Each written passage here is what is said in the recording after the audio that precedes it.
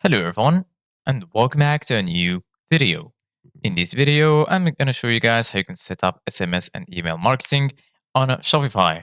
So if you guys want to learn how to do it, just follow the steps that I'm going to show you.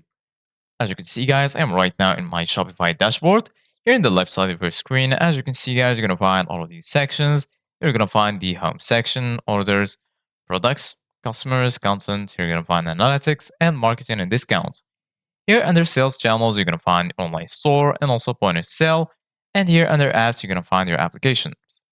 So right now, what you need to do, guys, is go to apps, click on add apps, and then you're going to be right here. Once here, just go to the bottom and then you're going to find get more recommendations in the Shopify App Store. So go ahead and click on Shopify App Store, and then you're going to be redirected to this tab right here.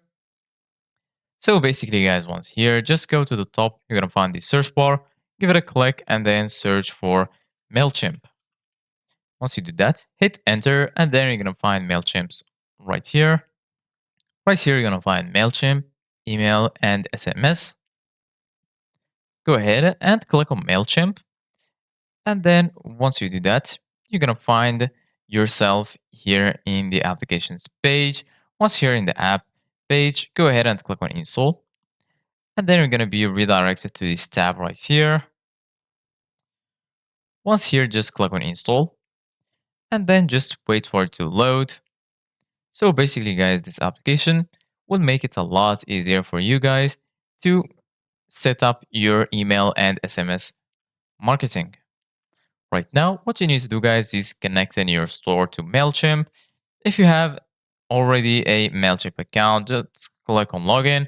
And if you want to create a new account, just click on create account. So make sure you log into your account, add your username and password, click on login. And then once you do that, you're going to be able to link MailChimp with your store. Click on allow and then just wait for it to load. And then you're all set it up.